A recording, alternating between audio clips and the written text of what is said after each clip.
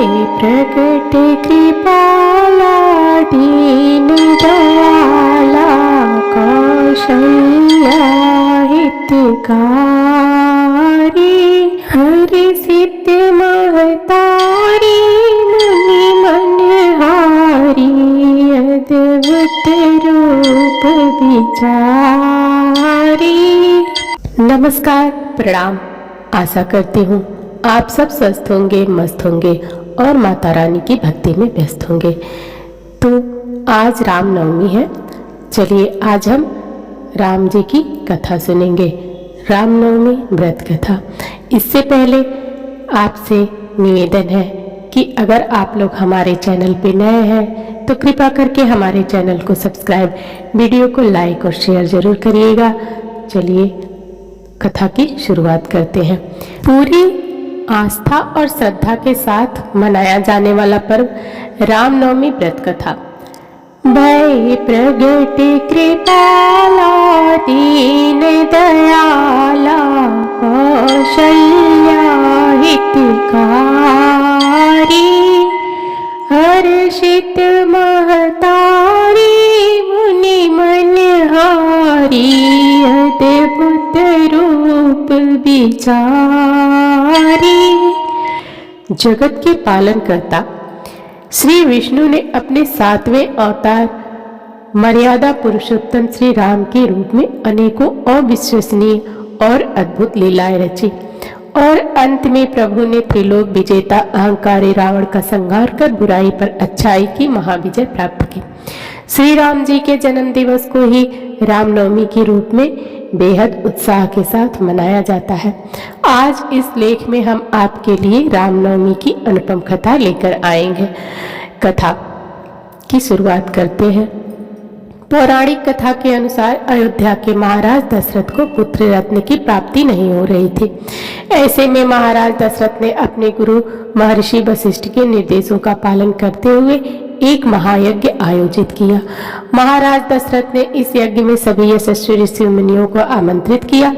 जिस दिन यज्ञ का शुभारंभ होना था उस दिन गुरु वशिष्ठ के साथ महाराज दशरथ के मित्र अंग प्रदेश के अधिपति श्रृंग ऋषि और अन्य आगंतुक भी यज्ञ मंडप पर आए।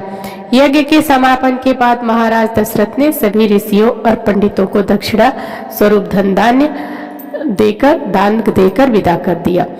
यज्ञ से प्राप्त प्रसाद लेकर राजा दशरथ पुनः अपने महल लौट आए और प्रसाद अपनी तीनों रानियों के बीच वितरित किया। तत्पश्चात यज्ञ के पुण्य फल से तीनों रानियों ने गर्भ धारण किया।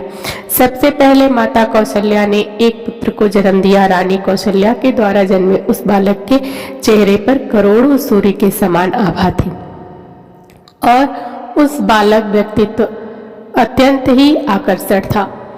अनुपम छवि वाले उस बालक को जो कोई भी देखता मंत्रमुग्ध हो जाता। चैत्र माह के शुक्ल पक्ष की नवमी तिथि को जन्मा यह बालक और कोई नहीं बल्कि सृष्टि के महानायक श्री विष्णु के 7वें अवतार भगवान राम का ही बाल रूप था। माता कौशल्या के बाद अन्य 2 रानियां अर्थात माता कैकेयी और माता सुमित्रा ने भी शुभ नक्षत्रों में पुत्रों को जन्म दिया। माता कैकेयी के एक पुत्र अर्थात भरत हुए एवं माता सुमित्रा के 2 पुत्र लक्ष्मण एवं शत्रुघ्न हुए। अयोध्या के नन्हे राजकुमारों के जन्म का समाचार पाते ही पूरी अयोध्या नगरी में खुशियों का उत्साह की लहर दौड़ गई। गीत संगीत जैसे समारोहों से राजा दशरथ के 4 पुत्रों का स्वागत करते हुए उनका जन्म दिवस मनाया गया। वहीं देवताओं ने भी इस उत्सव में भाग लेते हुए इन नन्हे राजकुमारों को नमन किया और आकाश से अनगिनत पुष्पों की वर्षा कर उनका स्वागत करते हुए अपनी प्रसन्नता जताई। शीघ्र ही 4 पुत्रों का नामांकन संस्कार महर्षि वशिष्ठ के द्वारा किया गया तथा उनके नाम रामचंद्र, भरत, लक्ष्मण और शत्रुघ्न रखे गए। अत्यंत विलक्षण प्रतिभा के धनी श्री राम अल्पकाल में ही अयोध्या वासियों के प्रिय हो गए। उन्हें सभी प्रकार के अस्त्र शस्त्र चलाने में असाधारण निपुणता प्राप्त हो गई। वे निरंतर माता पिता और गुरुजनों की सेवा में लगे रहते थे। श्री विष्णु के 7वें महाअवतार के रूप में जन्मे श्री राम ने अपनी जीवन काल में अनेकों महान और धर्मपरायण कार्य किए। चाहे सीता स्वयंवर में धनुष तोड़ना हो या महाबली बलि का वध कर सुग्रीव की सहायता करना हो। विवाह के पश्चात मर्यादा पुरुषोत्तम श्री राम अपने पिता की आज्ञा का पालन करते हुए पत्नी सीता और अनुज लक्ष्मण सहित वनवास स्वीकार किया, जहां माता सीता की दुराचारी रावण से रक्षा करते हुए प्रभु ने अत्याचारी रावण का संहार किया। ये वही राम है जो स्वयं जगत के पालनहार है और दुर्लभ शक्तियों के स्वामी है, किंतु उन्होंने एक सामान्य मनुष्य जीवन का एक अद्भुत उदाहरण प्रस्तुत किया।